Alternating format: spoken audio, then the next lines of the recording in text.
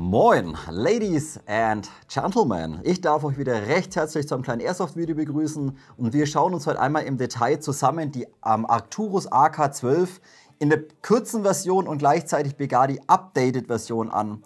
Bedeutet, wir runden sozusagen das AK-12-Thema heute einmal ab, denn wir haben uns bereits zusammen die E- und L-Version angeschaut, wir haben uns die G- und G-Variante angeschaut und heute reiht sich einfach zum Schluss nochmal die Arcturus-Version, auch eben in der Begadi Updated-Variante, nochmal mit ein.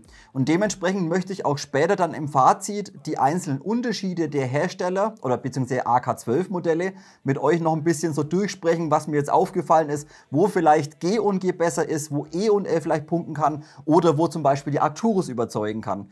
Wie gesagt, dann haben wir einfach das Thema abgerundet.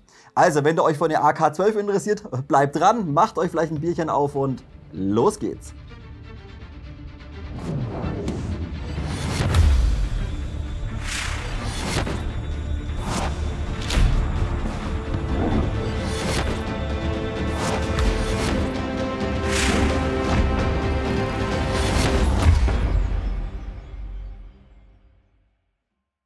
Beginnen wir dieses Video wie üblich wieder mit dem Lieferumfang und mit den technischen Daten. So, Lieferumfang ist eigentlich nahezu identisch zu diesen ganzen anderen Arcturus-Kniften. Bedeutet, ihr habt auch wieder Arcturus Kühlschrankmagnet drin, dann Bierdeckel ist mit drin, wenn man es braucht, Gebrauchs- und Sicherheitsanweisung inklusive so einem kleinen Chronoprotokoll von Arcturus und dann auch wieder ja, der Arcturus Stickerbogen. Also ja, viel Zeug, das meiste kann man aber darauf verzichten, meiner Meinung nach. Worauf man auch definitiv verzichten kann, was aber enthalten ist, ist auch wieder ein Adapter vom DIN-Stecker oder T-Stecker auf Mini-Tamiya-Stecker.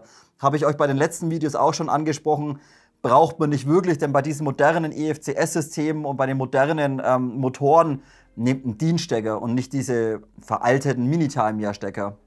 So, und dann heute ein kleines bisschen schade, muss ich sagen, wer sich daran erinnert oder wer es zufälligerweise gesehen hat, wo die Knifte bei Begadi neu in den Shop reingekommen ist, stand in der Artikelbeschreibung noch drin, 2 Midcap bzw. Real-Midcap-Magazine im Lieferumfang enthalten. Das ist aber nicht der Fall. Bedeutet, bei meinem Review-Modell war letztendlich ein High-Cap-Magazin mit dabei, AK-12, 550 Schuss Kapazität und dann ein Midcap-Real-Cap-Magazin. Also keine 2 Midcaps. Finde ich ein bisschen schade, denn gerade auf dieses High-Cap hätte man meiner Meinung nach gerne verzichten können. Denn bei den anderen Arcturus-Kniften sind eben immer 2 Midcaps dabei. Also ein bisschen schade, wie gesagt, so ein High-Cap, daher aber die Magazine relativ preisgünstig sind, geht es noch in Ordnung. Aber wie gesagt, 2 Midcaps wäre definitiv schöner gewesen. So, wie gesagt, ist auch wieder umschaltbar, zeige ich euch später, könnt ihr einstellen, entweder 30 Schuss Maximalkapazität im Magazin drin oder 135 Schuss. So, und abschließend eben wieder so ein ellenlanger Inbusschlüssel oder so ein Einstellwerkzeug für den Begadi Vario Piston Head. Bedeutet, auch dieses Modell könnt ihr ohne Tausch der Feder einmal drosseln. Das Modell kommt standardmäßig mit 1,3 Joule und lässt sich auf 0,8 Joule einmal über Klicks runterdrehen von der Energie her. Finde ich auch heute von der Energie wieder nicht ganz perfekt, gerade für unsere Spielfelder. Da wäre es auch meiner Meinung nach wieder besser gewesen. Das Modell hätte standardmäßig maximal 1,5 und minimal vielleicht 1 Joule. Dann hätten wir um 0,5 einmal drosseln können, dann wäre es für etwas mehrere Spielfelder interessanter gewesen. Nichtsdestotrotz bietet die Arcturus oder das Arcturus AK-12 Modell das gleiche mega gute Federschnellwechselsystem wie die G und G letztendlich auch. Also hätte man hier nicht einmal diesen Vario hätte meiner Meinung nach verbauen müssen. Bedeutet, ihr könnt hier in wenigen Minuten die Energie so oder so über die Feder einmal einstellen. Kleiner Vorteil aber natürlich wieder, wenn ihr jetzt, sage ich mal, mit einer anderen Feder vielleicht um 0,15 Joule zu hoch seid, dann bietet es sich eben an, dass ihr die Feinjustierung über diesen Pistonhead machen könnt. Also hier nochmal ein kleines bisschen flexibler. Von der technischen Seite, ich blende euch hier drüben das Datenblatt wieder ein, wenn es euch interessiert. Nichts Besonderes, nur der Lauf ist wieder sehr, sehr geil. Schauen wir uns natürlich alles später wieder im Detail an. Denn auch hier wieder ein 601er Stahllauf drin verbaut, out of the box. Und die Läufe von Arcturus sind wirklich hervorragend, richtig, richtig gut. 380 mm das ganze Standard AEG. Wie gesagt, super Lauf bereits out of the box drin verbaut. Und besser wie bei E und L und ebenfalls besser wie bei G und G zum Beispiel. So, und jetzt lasst uns ein bisschen über den Preis sprechen. Die Arcturus AK12K kostet aktuell in der Bugatti Updated Version 499 €. Ja, runden wir mal auf, 500 € und ist dementsprechend 10 € teurer wie die lange E&L-Variante. So, ein kleines bisschen teurer, obwohl minimalst weniger Stahl verbaut wurde. Sprechen wir später im Detail durch. Aber die Verarbeitungsqualität ist dennoch im Vergleich zu E&L eher ein kleines bisschen höher. Ich würde sie zum Beispiel mit G&G vergleichen. Also wie gesagt, hier 10 € hin und her. Und wenn ihr euch mal die G&G anschaut, die liegt aktuell bei stolzen 670 €. Also die reißt ganz schön aus dem Feld raus, muss ich sagen. So Leute, ich habe euch bei diesem Modell auch wieder natürlich Chronotests gemacht. Ich habe euch alles gefilmt gehabt mit Einstellung Minimum, Maximum. Und dann bin ich aber sehr, sehr stutzig geworden. Denn das Modell kommt standardmäßig bei 0,2 Gramm auf 1,3 und minimal auf 0,8 Joule. Wenn man jetzt 0,3er reinballert, dann steigt die Energie minimalst an. Bedeutet, wir liegen dann bei 1,4 Joule maximal und ebenfalls 0,8 Joule minimal. So, wenn man aber jetzt, weil wie gesagt, ich finde die Energie ein kleines bisschen zu gering. Jetzt bin ich dann auch hergegangen und habe einfach mal eine 140er Feder reingestopft, da natürlich auch wieder Short Stroke Gearset drin verbaut ist. Und dann war ich ein kleines bisschen geschockt, denn mit einer 140er Feder drückt diese AK12 1,8 Joule raus, obwohl eigentlich das Zylindervolumen bzw. das Verhältnis gerade einmal 1,6:1 ist. Bedeutet, rein theoretisch müsste man eigentlich in diesem Modell für schwerere BBs den Zylinder tauschen, damit wir vom Volumen wieder hinkommen. So, jetzt bin ich aber noch weiter gegangen und habe ebenfalls 0,45 Gramm BBs gekront. Und dann, ja, dann blicke ich es überhaupt nicht mehr, denn selbst mit 0,45 Gramm steigt die Energie noch mal ein kleines bisschen an. Also je höher ihr vom Kugelgewicht mit einer 140er Feder geht, desto mehr creept die Energie letztendlich. Und das kann ich mir heute absolut nicht erklären. Und auch im Discord haben wir uns darüber unterhalten und keiner hat da irgendwie eine Lösung gefunden, woran das liegen kann. Denn rein theoretisch ist eigentlich das Zylindervolumen für die Lauflänge für schwere BBs nicht geeignet. Bedeutet, rein theoretisch müsste eigentlich abfallen, je schwerer man geht. Macht sie aber nicht, die creept als hoch. Wie gesagt, dementsprechend auch euch mal noch einen Chronotest gemacht, 140er Feder mit 0,45 Gramm und 140er Feder mit 0,3 Gramm BBs. So, und auch muss man ansprechen, bei den Chrono-Ergebnissen, dass auch mit der 140er Feder das System hervorragend performt. Also das Ding wird nicht irgendwie mega langsam oder sowas, ganz im Gegenteil. Die macht sogar mit einer 140er Feder nochmal deutlich mehr Spaß, ja, wie mit der Standardfeder. Das müsste eine 110er oder sowas sein. Ich habe euch jetzt die Chronowerte so reingeschnitten, jetzt nur die Maximalwerte. Wie gesagt, nicht jeden einzelnen Chronowert mit Maximal und Minimal rumgestellt, sonst hätten wir uns jetzt im Anschluss 5 Minuten Chronotest anschauen können. Wäre ein bisschen langweilig gewesen. Also Chronotest, einmal 0,2, einmal 0,3 und dann das Ganze nochmal 0,3 140er Feder und 0,45 Gramm ebenfalls 140er Feder.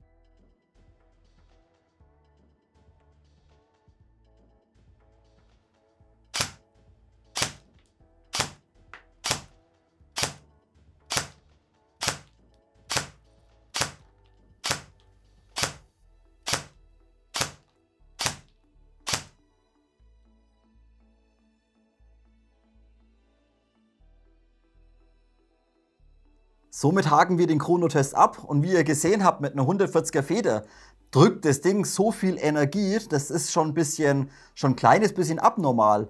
Und wie gesagt, ich kann es mir nicht erklären, warum das Modell von der Energie, obwohl eben das Zylindervolumen eigentlich nicht dafür ausgelegt ist, so extrem hoch geht. Mit einer 140er Feder und 0,45 Gramm 1,9 Joule, Leute. Das hat bis jetzt keine Knifte zusammengebracht mit 1,6:1 vom Volumen her. Da ist bestimmt ein kleines bisschen chinesischer Feenstaub drin. Nein, Spaß beiseite. Also wie gesagt, Energie creept. Warum? Keine Ahnung. Könnt ihr mal gern kommentieren, ob euch da noch irgendwas dazu einfällt. Ich habe eine kleine Theorie, wie das Ganze zustande kommen könnte. Und zwar könnte das eventuell an diesem Vario Pistonhead von Bugatti liegen.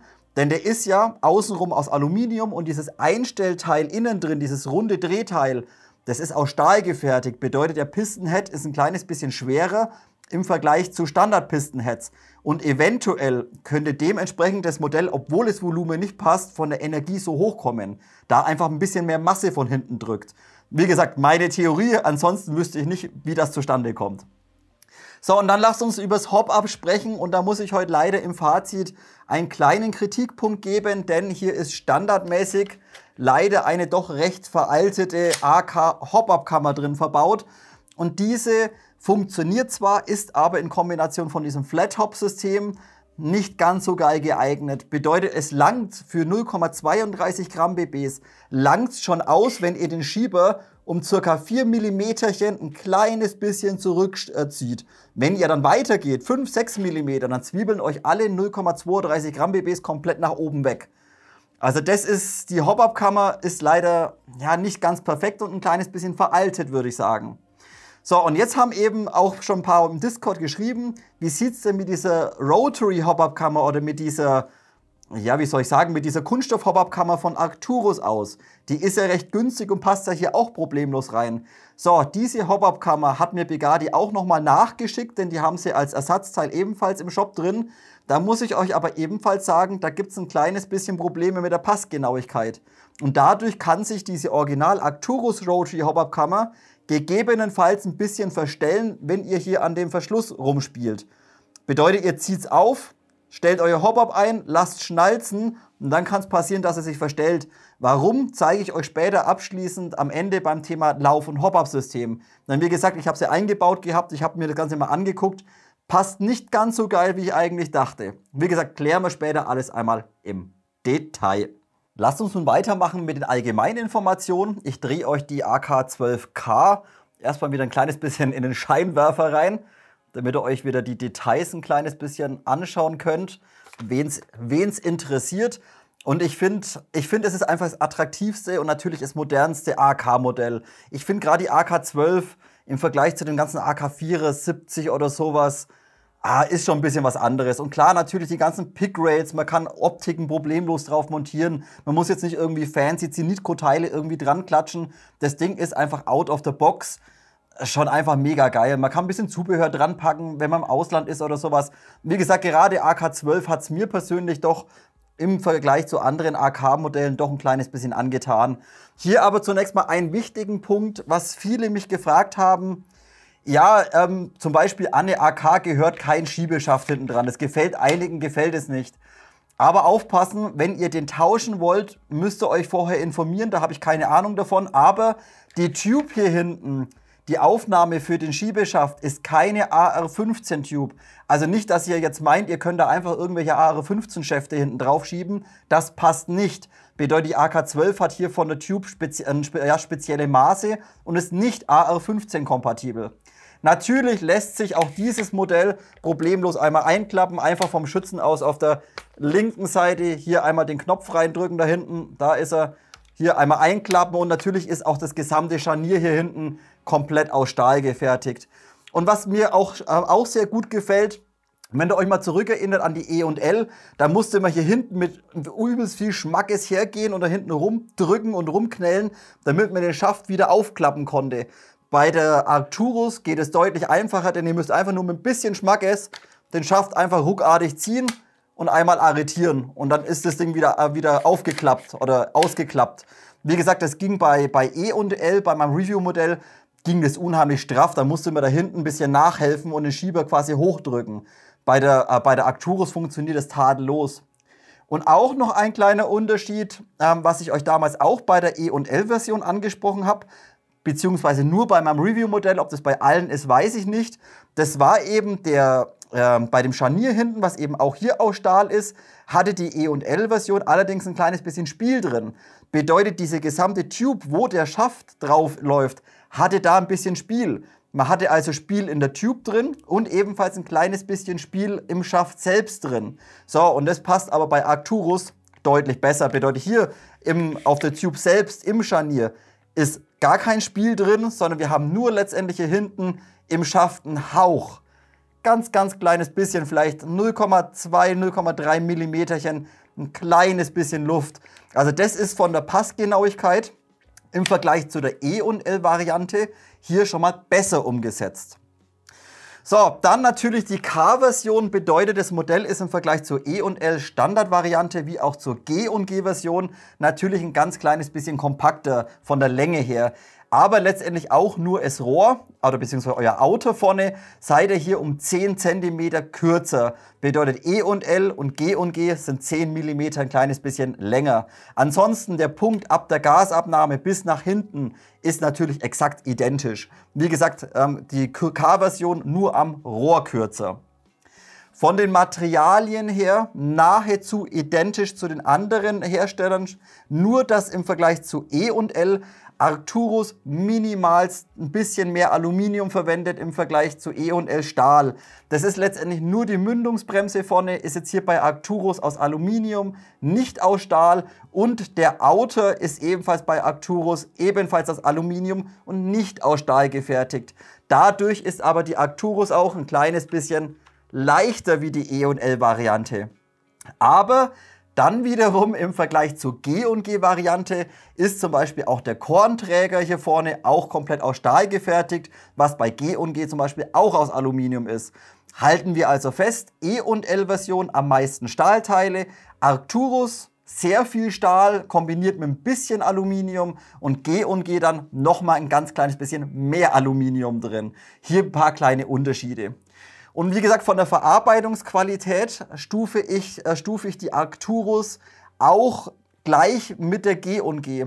Bedeutet, hier waren so ganz kleine Unterschiede bei E&L zum Beispiel. Hier ist die E&L ein ganz kleines bisschen, ja, ein bisschen gröber einfach von der Passgenauigkeit her, alles ein bisschen mehr zusammengekloppt, geschweißt.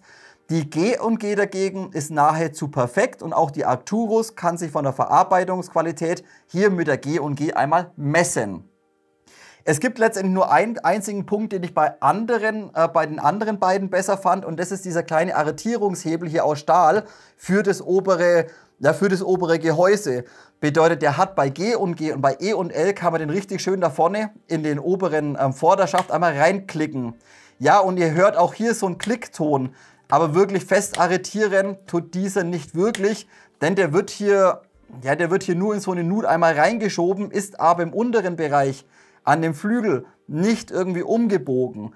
Also das ist bei G&G und bei E&L war das ein bisschen von der Arretierung von dem Hebelchen ein bisschen schöner, aber wirklich nur minimalst. Wie gesagt, das ist der einzige Punkt, der mir wirklich aufgefallen ist. Ansonsten ist alles identisch, hier zum Beispiel auch der gesamte Vorderschaft, auch komplett Polyamid-Kunststoff, Glasfaseranteil, ebenso einmal der Griff und natürlich auch der Schaft hinten, auch komplett Polyamid-Kunststoff wie bei den anderen beiden Herstellern ebenfalls. Kleiner Unterschied sind die kleinen Picatinny-Aufnahmen links und rechts am Vorderschaft dran. Die sind hier eben aus Aluminium gefertigt, bei G&G sind diese ebenfalls aus Kunststoff gefertigt. So, ansonsten wie gesagt nahezu identisch, Bedienelemente, alles gleich, ganz normal, natürlich Abzug, Magazinauswurf hier unten dran und der Feuerwahlhebel läuft bereits out of the box wirklich super. Bedeutet hier nicht irgendwie zu straff oder sowas, ihr könnt wunderbar mit dem Finger und auch mit dieser erweiterten Druckplatte hier seitlich könnt ihr da wunderbar einmal umschalten. Ihr müsst also nicht irgendwie umgreifen oder so rübergreifen, das funktioniert einfach mit einem Finger, wie bei einer AR-15 letztendlich auch. Hier also vom Feuerwahlhebel ein kleines bisschen angenehmer, finde ich. Man muss also nicht so arg drücken und dann geh wieder hoch. Ist hier nicht der Fall. Also hier schon mal wirklich sehr, sehr gut. Lasst uns weitermachen mit dem Thema Federschnellwechselsystem. Wie vorhin schon bei den technischen Daten kurz angesprochen, hätte Bugatti nicht unbedingt hier diesen Vario Pistonhead verbauen müssen. Bedeutet, Arcturus hat hier letztendlich das gleiche mega gute Federschnellwechselsystem wie G&G ebenfalls. Da hatten auch bei der G&G hatten bereits welche einmal kommentiert gehabt. Da gab es ja die Arcturus bereits schon auf dem internationalen Markt, dass G&G das Ganze anscheinend von Arcturus kopiert hat. Ob das stimmt, wie gesagt, weiß ich jetzt nicht. Aber auf jeden Fall ein unheimlich geiles und benutzerfreundliches Federschnellwechselsystem und dementsprechend auch heute wieder die Energie von dieser AK12K auf das entsprechende Spielfeld unheimlich schnell und benutzerfreundlich einstellbar. So, ich zeige es euch mal ganz kurz. Zunächst muss der Gehäusedeckel runter, bedeutet hier die Klemmung lösen, diese dann ein bisschen nach außen noddeln. Dann bekommt ihr eben auch hier oben, wo später der Akku auch reinkommt, Gehäusedeckel bekommt ihr einmal runter. Dann klappt ihr einfach den Schaft einmal ein und dann seht ihr hier hinten bereits die Konterschraube vom Spring Guide und darunter natürlich dann der Spring Guide und die Feder. Und ihr kommt einfach von hier hinten direkt einmal ran. Jetzt könnt ihr dann einen 2,5 Inbus hernehmen, also 2,5 mm könnt ihr die Konterschraube lösen. Oder aber auch Arcturus verbaut hier vorne in der Gasabnahme direkt so ein kleines Tool, worüber ihr die Feder und die Schraube lösen könnt. Bedeutet, das Ganze ist über so einen kleinen Pin gesichert. Da drückt ihr mit dem Fingernagel, ja, wenn ihr einen habt, drückt ihr den Pin ein bisschen rein, dann dreht ihr hier vorne das Tool einfach einmal raus, zieht es raus und dann könnt ihr eben mit diesem kleinen Tool hier hinten einfach die Schraube einmal rausmachen, Spring Guide reindrücken, raus, zack.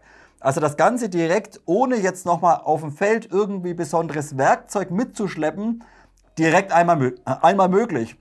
Finde ich sehr, sehr geil umgesetzt und auch dieses kleine Tool, was mit drin ist komplett aus Stahl gefertigt. Finde ich einfach mega geil, also super umgesetzt. Es gibt nur einen kleinen Punkt, so die letzte kleine Nuance, was auch noch sehr geil gewesen wäre. Und zwar, wenn ihr das Tool wieder installieren wollt, ihr könnt es wahrscheinlich nicht richtig erkennen, aber auf jeden Fall hier vorne ist so eine kleine Kante dran. Die hätten sie meiner Meinung nach noch anfassen müssen, bei 45 Grad anfassen, damit man das Tool auch wieder schnell einmal arretieren kann vorne. Denn das ist ein bisschen fummelig, denn ihr könnt hier nicht einfach hergehen und könnt das Ding jetzt einfach drehen, dass es einschnappt. Das funktioniert nicht. Bedeutet, ihr müsst irgendwie schauen, dass ihr diesen kleinen Pin da irgendwie zurückdrückt. So, irgendwie zurückdrücken bedeutet, ich nehme einfach mal so einen kleinen Schraubendreher, drücke mir hier den Pin zurück und erst dann ist es mir letztendlich möglich, das Ganze hier vorne drin wieder sauber einmal zu arretieren. Wie gesagt, hätten sie eine Phase reingemacht in die Kante, dann hätten wir es einfach klick umlegen können. Haben sie leider nicht ganz dran gedacht.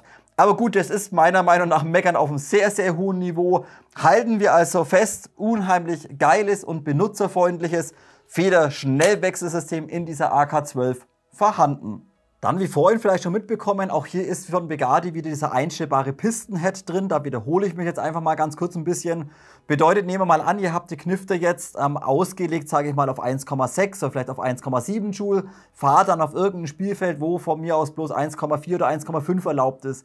Dann könnt ihr eben auch die Energie über diesen Pistenhead reduzieren. Bedeutet, ihr habt hier so einen ellenlangen Inbus dabei, der ist vorne schön abgerundet, dann hier einmal aus Edelstahl und dieser Überzug, dieser Kunststoffüberzug, der ist nahezu identisch zum Innenlauf. Bedeutet, sobald ihr diesen Inbus hier vorne langsam und vorsichtig in den Lauf reinschiebt, dann gleitet euch dieser richtig schön sauber durch das gesamte System durch, bis innen drin in den Pistenhead. So, und dann könnt ihr über Klicks bzw. über Einstellen des Pistenhead sozusagen das Volumen oder die Kompression reduzieren. Bedeutet, irgendwann merkt es, ihr schiebt ihn rein, dreht ein kleines bisschen, irgendwann macht es Klick, klack, jetzt bin ich drin. So, und jetzt bin ich drin. So, und jetzt kann man eben hier überdrehen oder über dieses Klicksystem kann man jetzt das Ganze einmal drosseln, beziehungsweise das Volumen reduzieren. Und dementsprechend könnt ihr eben auch, wie gesagt, könnt ihr so diese Feinjustierung, wenn ihr jetzt von der Feder, sage ich mal, ein bisschen zu hoch seid, könnt ihr dann das Ganze eben hier minimal noch ein bisschen reduzieren, dass ihr die perfekte Energie einfach habt.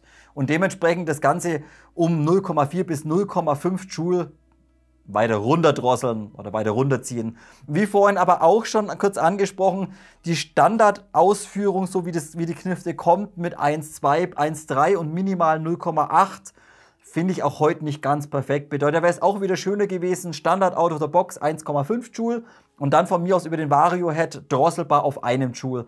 Wäre vielleicht ein bisschen spielerfreundlicher gewesen. Und wenn wir jetzt den Deckel eh schon runter haben, können wir uns ebenfalls kurz Platz für den Akku anschauen. Denn hier gibt es ganz kleine Unterschiede zu den anderen beiden Herstellern. So, zunächst mal, wie gerade schon gesehen, ihr müsst natürlich zum Akku einlegen, den Gehäusedeckel hier oben einmal entfernen. Habt ihr gerade schon gesehen beim Federschnellwechselsystem.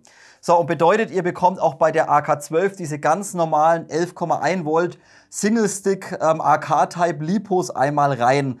Zum Beispiel der hier, das ist dieser Superio von AMEX 30 bis 60C, 11,1 Volt mit 1400 mAh. Allerdings, was ich ein kleines bisschen schade finde, ist meiner Meinung nach einer der besten AK-Akkus. Der ist aber minimalst ein Hauch dicker wie manch andere.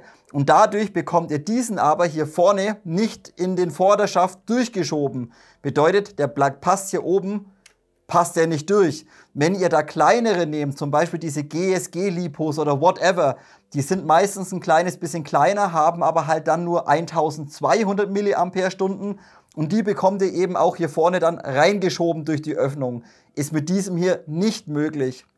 Allerdings auch nicht so gravierend, denn letztendlich auch wieder schön, diese AMEX-Akkus haben relativ kurze Käbelchen dran. Bedeutet, ihr müsst euch auch keine Gedanken machen, wo legt ihr da welche Kabel hin. Und dann passt das Ding ebenfalls sehr gut hier oben rein. Bedeutet einfach anstecken. Ihr seht, ich habe den Stecker einfach nach hinten über die Kabel ein bisschen nach hinten gebogen. So, wartet mal. So könnt ihr das jetzt einmal sehen. Also einfach da oben reinlegen. Stecker natürlich nach hinten. Und dann drückt ihr den letztendlich nur den T-Stecker, den DIN-Stecker da hinten ein kleines bisschen runter. Und setzt dann letztendlich einfach nur den Gehäusedeckel da hinten wieder auf.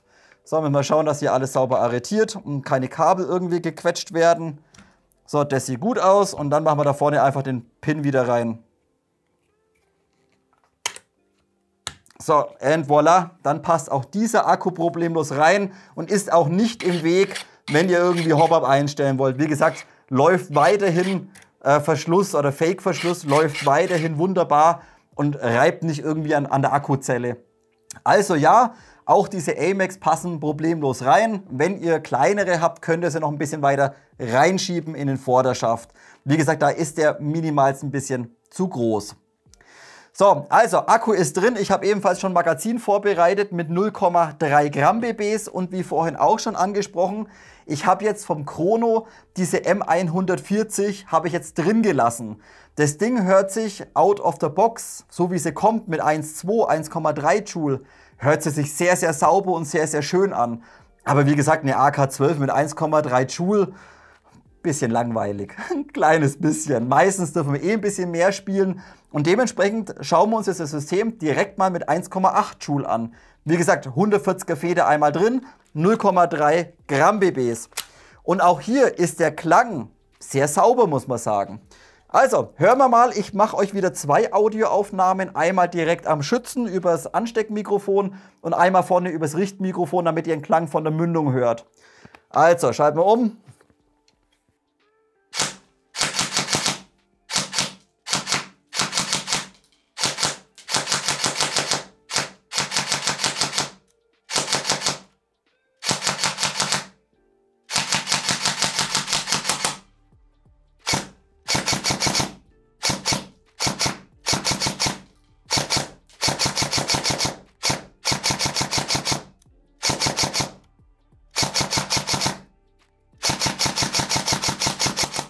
Ach, schon leer. Schade. Jupp. 2 Mumpeln fallen raus. 2. Also ihr habt es gehört, 140er Feder, 1,8 Joule.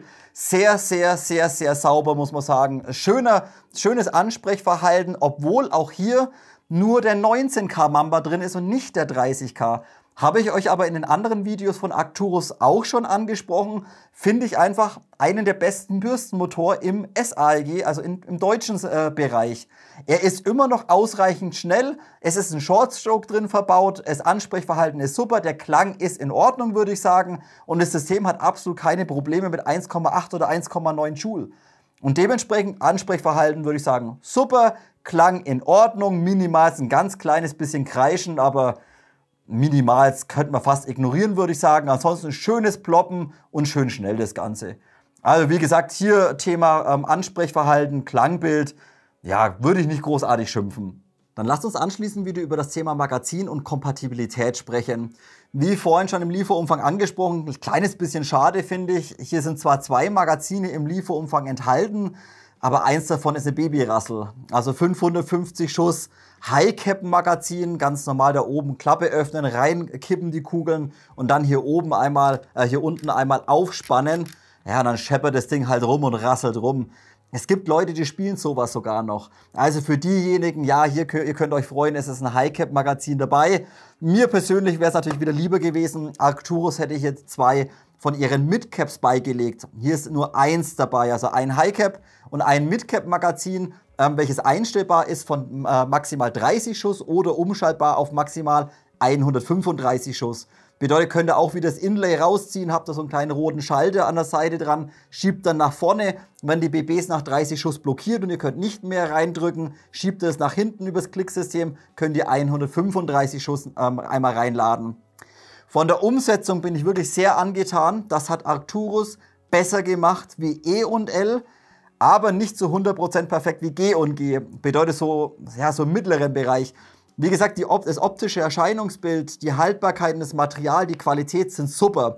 Was ich sehr gut finde im Vergleich zu E&L zum Beispiel, dass auch Arcturus hier an diese kleinen Fenster seitlich gedacht hat. Bedeutet, ihr habt eben hier diese schönen Fenster drin. Bei E&L ist es einfach nur schwarzer Kunststoff. Perfekt wäre es natürlich gewesen, wie bei G&G zum Beispiel, dass sie hier auch noch diese Fake-Patronen innen drin hätten nachbilden können. Wunderschönes Magazin von G&G, super nachgebildet. Allerdings G&G Magazin 35 €, Arcturus Magazin 15 €. Ja, die Hälfte, weniger wie die Hälfte und das auch noch ohne Teamrabatt. Also das ist wirklich Preis-Leistungs-Verhältnis, sind die super, komplett aus Polyamid-Kunststoff außen gefertigt. Ihr könnt sie nicht verwinden, da knarzt nichts, ihr könnt es nicht zusammendrücken. Und wenn es runterschmeißt, ja, dann ist es halt so, dann hebt das auf und spielt weiter. Also wirklich für den Preis von 15 € einfach richtig, richtig gute Magazine. Und eben speziell AK-12 bedeutet natürlich auch mit der Kante unten, dass wenn ihr im Liegen schießt zum Beispiel, dass ihr einfach die Knifte gerade habt. Denn ihr könnt die Knifte direkt über diese Kante einmal aufsetzen. Wie gesagt, super. Was ich auch sehr gut finde bei Arcturus wieder, was bei G&G zum Beispiel nicht so geil war, Arcturus setzt hier unten in den Receiver bzw. ins Gehäuse auch wieder so einen Anschlag aus Kunststoff rein, wie bei ihren anderen AK-Modellen. Bedeutet, es ist euch nicht möglich, wie bei G&G zum Beispiel, das Magazin zu weit reinzudrücken und dann Probleme zu bekommen mit dem Arretieren. Das ist hier nicht der Fall. Bedeutet, ihr geht einfach bloß her, knallt das Ding da unten rein, zieht es zurück und dann sitzt das Magazin einfach drin. Also ihr könnt hier nicht irgendwie überdrücken. Ihr könnt es mit Gewalt probieren, aber keine Chance. Also das Magazin arretiert einfach immer sauber und sitzt hervorragend in der Knifte drin. Bedeutet hier, wenn ihr mal herschaut, vorne, hinten gar kein Spiel und links, rechts ein ganz, ganz minimales Fitzelchen von vielleicht 0,1 mm. Es klappert aber nicht. Absolut null. Das sitzt einfach sauber drin und lässt sich problemlos natürlich wieder lösen. Also das finde ich, wie gesagt, Umsetzung, Magazin ist einfach hervorragend. Und wenn ihr da jetzt noch andere Magazine zu dem Modell dazu braucht, kauft euch die Originalen. Wie gesagt, 15 €, super umgesetzt. Und ihr habt es vorhin im Chrono sogar gesehen, 0,45 Gramm. Das funktioniert mit dem Magazin. Manche oder sehr, sehr viele Magazine steigen bei sehr hohen Kugelgrammaturen, steigen sie einfach aus. Bedeutet, manche Magazine funktionieren bloß bis maximal 0,3 Gramm. Dann gibt es Feeding-Probleme, andere gehen dann noch bis 0,36 hoch. Es gibt relativ wenig Magazine, die mit 0,4 oder 0,45 zurechtkommen. Das hier funktioniert bis jetzt relativ gut, muss ich sagen. Natürlich müsst ihr immer beachten, wenn das Ding mal ein bisschen älter wird, lässt die Federspannung natürlich ein kleines bisschen nach. Bedeutet, nach 2 Jahren könnte es mit 0,45 Gramm Probleme geben. Aber out of the box funktioniert es schon mal. So, Kompatibilität. Nehmt die Originalen. Kompatibilität. G&G Magazin passt nur bei G&G. Also ist zu nichts anderem kompatibel, weder zu E&L noch zu Arcturus. Wie gesagt, schönes Magazin, aber passt halt nur bei G&G. Natürlich, ihr bekommt in das Teil auch Standardmagazine rein von Arcturus AK-Modellen 74, 105er oder AKM oder sowas. Oder auch die Syma-Magazine sollen auch passen oder passen auch, aber ganz ehrlich, wenn ihr nicht gesteinigt werden wollt, dann lasst ihr das lieber bleiben und wie gesagt, nehmt AK-12 Magazine. So, und jetzt eben nochmal der Punkt, wie gerade schon angesprochen, mit dieser Kante, wollte ich euch jetzt gerade eigentlich direkt zeigen, aber wir sprechen es jetzt nochmal ganz kurz an. Hier eben diese Kante bei der AK-12 und wenn ihr einfach im Liegen schießt, ihr könnt das Ding komplett hier aufsetzen und dann steht das Ding komplett gerade. Und ihr habt einfach nicht wie bei einer Standard-AK hinten die Ecke drin am Magazin, die sich dann irgendwie in den Boden reinbohrt, sondern das sitzt einfach sauber auf dieser Kante einmal auf. Wie gesagt, hier ein kleiner, ja was Kleines Besonderes bei der AK-12. Lasst uns nun wieder im Detail über die Verarbeitungsqualität, die Materialien und die Passgenauigkeit sprechen. Wir fangen wieder vorne an der Mündungsbremse. Diese ist wie vorhin schon angesprochen, hier bei Arcturus nicht aus Stahl, sondern aus Aluminium gefertigt. Macht jetzt meiner Meinung nach im Bock nicht fett, ob das Ding jetzt aus Alu oder aus Stahl ist. Ja, wenn ihr irgendwo hängen bleibt, kann die Eloxalschicht runtergehen, kann es auch kleinere Macken im Alu geben. Da ist natürlich Stahl ein bisschen robuster. Aber gerade so eine Mündungsbremse aus Stahl packt halt auch noch mal ein paar Gramm vorne drauf. Also wie gesagt, hier aus Alu, nicht aus Stahl. Gewinde ist ein stinknormales 14 mm Linksgewinde. Bedeutet, ihr könnt auch hier Tracer oder Schalldämpferattrappen schnell einmal vorne draufschrauben. Müsst nur hier aufpassen, wie vielleicht vorhin schon gesehen, Federschnellwechselsystem. Habt ihr hier vorne dieses Tool mit drin sitzen aus Stahl. Das könnte dann einmal im Weg sein. Könnt ihr aber mit kleinen Ringen einmal diesen Versatz etwas ausgleichen. Auch natürlich immer wieder aufpassen, gerade für Einsteiger. Linksgewinde beachten, also nicht wie Standard, wie man es gewohnt ist, abschrauben, sondern genau andersrum und unbedingt immer zunächst mal diesen kleinen Sicherungsgewindestift hier unten lösen. Wenn ihr diesen mit einem 1,5 mm Inbus nicht löst und da rumschraubt, dann macht ihr das Gewinde kaputt. Leider auch wieder die letzte Zeit häufig auf YouTube Kommentare gelesen, mit der Zange rumgeschraubt und nicht darauf geachtet, dass da eine kleine Schraube drin ist. Also Alu-Mündungsbremse. Das Tool ist aus Stahl übrigens fürs Federschnellwechselsystem und ist letztendlich genauso wie bei G&G einmal umgesetzt. Nur vielleicht wäre es schöner gewesen, wenn sie das vielleicht nochmal irgendwie über ein O-Ring oder sowas, ja nochmal nicht gelagert, aber vielleicht gesichert hätten, denn das kann hier vorne minimal ein bisschen rumklappern. Beziehungsweise klappern nicht, also man nimmt es nicht wahr, aber es hat ein kleines bisschen Luft hier vorne drin, dieses Tool.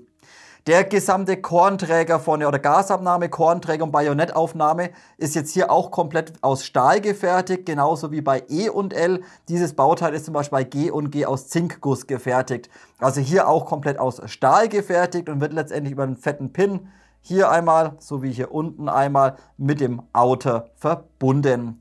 Aufnahmetrageriemen natürlich aus Stahl, ist bei allen Modellen identisch, schwingt hier unten auch von links nach rechts. Und wie gesagt, diese kleine Öse hier eben ja aus Stahl gefertigt. Dann, wie vorhin schon angesprochen, hier jetzt im Vergleich zu E&L, der Outer bzw. Laufmantel oder Rohr, je nachdem wie ihr das nennen wollt, ist hier eben nicht aus Stahl, sondern aus Aluminium gefertigt. Dementsprechend aber auch die Arcturus natürlich ein kleines bisschen leichter. Kennt ihr bei E&L so ein fetter Stahl-Outer, der packt halt auf die Kniften schon immer relativ viel Gewicht drauf, muss man sagen. Also hier aus Aluminium gefertigt, aber auch wenn es Alu ist, das Ding sitzt einfach bombenfest im System drin. Also hier auch kein Schwingen oder sowas, kein Spiel irgendwie im Outer drin. Also auch wenn es Alu ist, passt einfach hervorragend.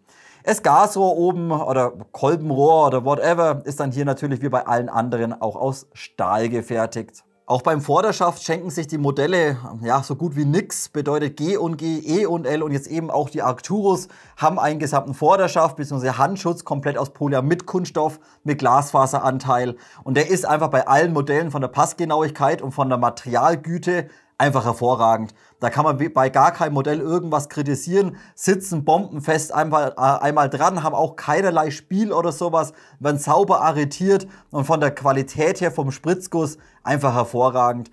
Man sieht auch sehr schön immer bei den AK-12 Modellen auf diesen großen Flächen, da sieht man einfach auch ein bisschen so diesen Glasfaseranteil. Bedeutet, ihr habt einfach in dem Kunststoff so einen leichten, ganz leichten metallischen, ja Glanz nicht, aber so ein so leichte Reflexion oder Spiegelung auch nicht. Aber ihr wisst, was ich meine. Man sieht einfach diesen Glasfaseranteil in diesem Kunststoff drin. Und wie gesagt, die sind alle bei jedem Hersteller wirklich super umgesetzt. Auch hier eben bei Arcturus. Nur kleiner Unterschied, wie vorhin schon angesprochen, die Pick Rails sind eben hier aus Aluminium, links und rechts. Bei G&G sind diese aus Kunststoff gefertigt. Aber ob die jetzt hier vorne überhaupt verwendet werden, sei mal dahingestellt.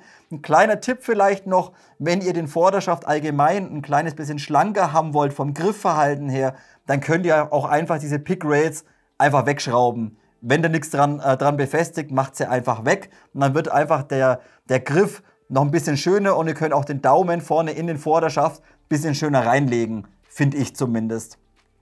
Ein Punkt, der dann vielleicht nicht zu 100% perfekt umgesetzt ist bei Arcturus, was bei E&L und auch bei G&G ein kleines bisschen schöner war, habe ich vorhin auch schon angesprochen, das ist der Arretierungshebel mit dem Bolzen, der das obere Verschlussgehäuse sozusagen, oder das obere Gehäuse einfach arretiert.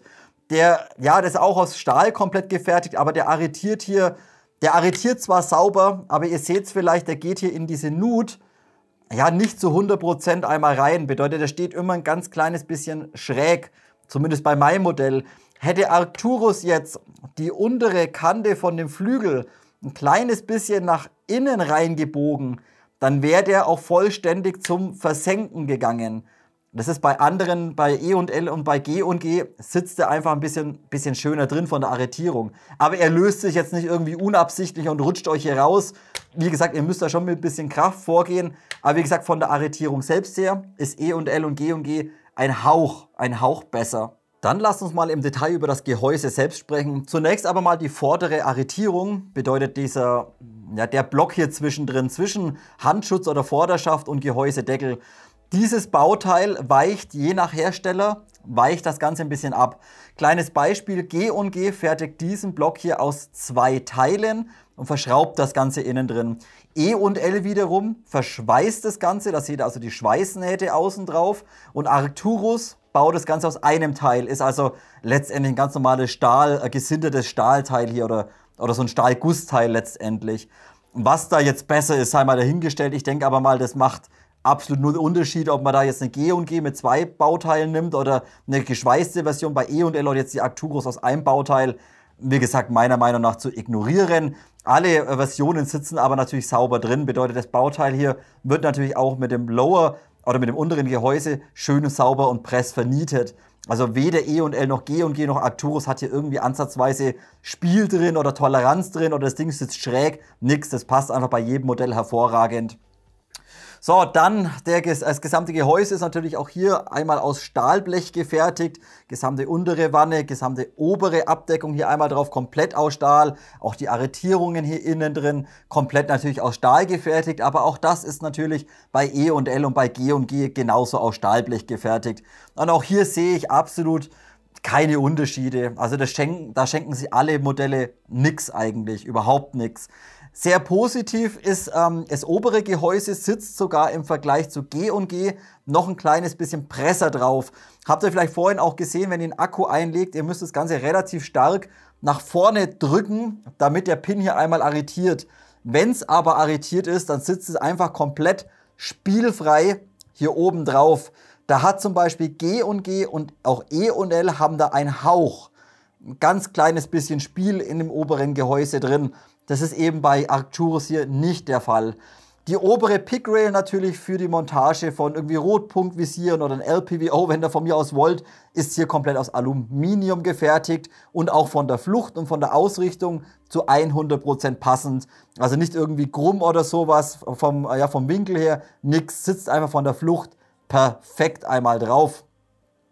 Dann, wie vorhin schon mal ganz kurz angesprochen, der Feuerwahlhebel natürlich auch aus Stahlblech gefertigt und läuft im Vergleich zu den anderen beiden Modellen etwas leichtgängiger. Auch das könnt ihr natürlich immer wieder über diese Schraube hier ein bisschen nachjustieren, aber der läuft einfach, wie vorhin schon gesehen, eben wunderbar. Also ihr könnt das Ganze, ich komme bloß scheiße gerade zum Greifen hin, wartet, ich greife mal um, so jetzt da kommt man einfach hier auf diese große Fläche, kommt man schnell hin und man kann eben auch nicht nur runterdrücken, um das Ding jetzt auf Auto, also auf Semi und auf Semi zu schalten, sondern natürlich auch hier nach oben. Bedeutet, er ist einfach nicht so straff im Vergleich zur E&L zum Beispiel. Läuft einfach deutlich schöner. Natürlich für den internationalen Markt vielleicht wieder wichtig. Deutsche Version bedeutet Semi-Only, weder Full Auto noch Burst hier drin einmal vorhanden in dem Modell. Also ihr könnt das Ding letztendlich einfach nur so betreiben, einmal runter, zack Semi, einmal hoch ist die Sicherung. Mehr Weg müsst ihr bei der deutschen Version natürlich nicht zurücklegen. So, und den Abzug vorhin auch schon ganz kurz mal angespoilert. Natürlich EFCS-System wieder von Begadi drin. Bedeutet, ihr zieht den Abzug relativ weit hinter und im hinteren Bereich hier könnt ihr dann letztendlich sehr, sehr fein über den innenliegenden Mikrotaster einmal triggern und dementsprechend sehr, sehr schnell auch triggern. Aber auch hier wieder zu beachten, dieses V3-System vom Abzug innen drin von der Gearbox mit diesem Umlenker ist ein bisschen undefinierter im Vergleich zu AR15-Modellen. Bedeutet, wenn ihr so ein Begadi Core zum Beispiel oder auch eine ETU von G&G mit dem Mikrotaster habt, bei einer AR15, dann merkt ihr, je nachdem wie straff die Abzugsfeder ist, nehmt ihr einfach diesen Taster ein bisschen im Finger wahr und fühlt den. Bedeutet, ihr wisst genau, hier ist mein Taster und gib ihm. Das ist bei einer V3 leider nicht. Bedeutet, ihr habt hier keinen Anhaltspunkt, keinen Indikator, wo genau ist jetzt denn der kleine Mikrotaster. Aufgrund dieses Umlenksystems hat man sich aber sehr, sehr schnell dran gewöhnt letztendlich. So, wenn wir es jetzt mal uns so anschauen, von unten mal reinlunzen, dann haben wir letztendlich gut Abzugsbügel, Magazinhalter, alles aus Stahlblech gefertigt natürlich. Aber hier könnt ihr jetzt einfach in der Nahaufnahme noch kurz diesen Anschlag sehen, den natürlich Arcturus auch bei den anderen AK-Modellen verbaut, damit man einfach das Magazin nicht zu weit ins Gehäuse beim Magazinwechsel reinpressen kann. Bedeutet hier ein schöner Kunststoffanschlag, einfach Magazin reinhämmern, batsch, arretiert immer sauber vorne, einmal an der Kante und das Magazin einlegen, dementsprechend etwas leichter, wie zum Beispiel bei der G&G-Variante. Über den Pistolengriff brauchen wir, glaube ich, nicht viel Worte verlieren. Stinknormaler AK-12 Pistolengriff und ist auch bei allen Herstellern auch wieder nahezu identisch. Bedeutet die Maße, der Aufbau natürlich sehr schön nachgebildet und auch verwendet hier jeder Hersteller das letztendlich Polyamid-Kunststoff mit Glasfaseranteil. Also die sind im Vergleich nahezu identisch. Nur G&G ist von der Oberfläche vom Griff ein ganz kleines bisschen mehr strukturiert, beziehungsweise ist auch sehr fein, ist aber vom Material, von der Oberfläche noch ein bisschen griffiger im Vergleich zu E&L und Arcturus. Bedeutet, bei den beiden Herstellern wirkt der Polyamid-Griff von der Oberfläche ein ganz kleines bisschen glatter. Daher wir aber so viele Rillen drin haben und so Griffpositionen, sitzen sie letztendlich alle gleich im Anschlag und in der Hand drin. Also trotzdem, obwohl es glatter ist, trotzdem unheimlich rutschsicher und lässt sich einfach gut greifen. Wie gesagt, auch diese Aussparungen hier, obwohl ich relativ kleine Hände habe, passt es einfach wunderbar. Wie gesagt, fühlt sich stimmig an, fühlt sich gut an, aber natürlich zum Originalvorbild ein kleines bisschen fetter, da natürlich der Motor reinpassen muss. Also natürlich hier keine Real-Steel-Maße. Und abschließend haben wir noch den Hinterschaft. Hier, wie vorhin schon angesprochen, gesamte Arretierung, natürlich komplett aus Stahl gefertigt, aber auch hier nicht irgendwie vom Material anders wie bei G&G oder wie bei E&L, aber das Ganze vom Einklappen im Vergleich zu E&L und auch von den Maßen, von der Passgenauigkeit, bisschen besser wie bei E&L. Habe ich euch vorhin schon mal kurz gezeigt, vom Schützen aus auf der linken Seite den Knopf hinten einfach reindrücken, dann lässt sich das Ganze sehr einfach einmal einklappen, wird dann letztendlich über eine Feder gehalten, kann also nicht von alleine irgendwie aufklappen, dann mit ein bisschen Schmackes einfach hergehen und das Ganze wieder einmal arretieren lassen. Das Ganze war bei E&L leider nicht ganz so leicht, bedeutet, ihr musstet dann bei E&L hier innen drin ein bisschen nachhelfen, über diese Druckplatte hier ein bisschen drücken, damit ihr den Schaft wieder aufklappen konntet. Also hier ein bisschen schöner umgesetzt, finde ich, und auch die Passgenauigkeit von dem Scharnier, wie vorhin auch schon angesprochen, ist ebenfalls ein bisschen besser, beziehungsweise ein bisschen besser im Vergleich zu dem Review-Modell, was ich hatte von E&L. Bedeutet, hier sitzt einfach, die Arretierung passt hier einfach sauber. Seht ihr das? Ihr habt da einfach in dem Scharnier kein Spiel drin. Vorhin schon kurz angesprochen, wer es verpasst hat, bei E&L, bei meinem Review-Modell, war der Pin ein ganz kleines bisschen zu dünn in dem Scharnier und dann hat die ganze Tube da hinten minimal ein bisschen wackeln können. Also hier von der Passgenauigkeit sauber umgesetzt und wenn es arretiert ist, dann sitzt es einfach sauber dran. So musste es.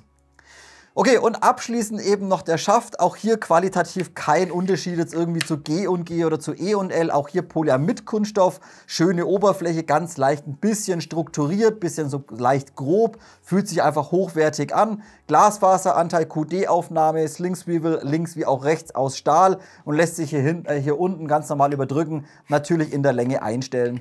Wenn ihr ihn relativ weit vorne nutzt, sitzt er hervorragend drauf, bedeutet hier nur ein Hauch-Einmal-Spiel vorhanden. Wenn der dann ganz auszieht, habt ihr ein kleines bisschen mehr Luft drauf. Aber wie gesagt, wenn das Ding im Anschlag drin sitzt, dann merkt ihr das Spiel so oder so nicht mehr.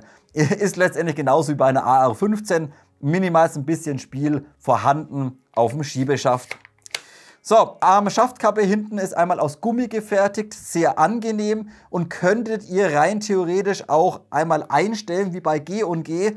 Allerdings hat Arcturus hier keine Löcher angebracht. Bedeutet, ihr könnt zwar hier unten drin, wartet, ich zeige es euch mal ganz kurz, hier unten drin, habt ihr vielleicht bei G&G gesehen, ihr könnt hier unten einfach den Schieber einmal nach außen ziehen, die Arretierung, und dann könnt ihr bei G&G zum Beispiel die Schaftkappe noch in der Höhe etwas einstellen.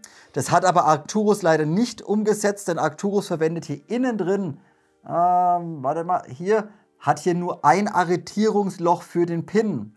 Wollt ihr das aber haben, dass ihr die Schaftkappe in der Höhe wie bei G&G einstellen könnt, wer ein bisschen technisch bewandt ist, einfach die Mitte anreißen, ankörnen und dann selbstständig einfach die anderen Löcher oder die anderen Bohrungen einfach ansenken oder anbringen, damit der Pin hier hinten, der hier hinten rauskommt, einfach noch an anderen Positionen einmal arretieren kann.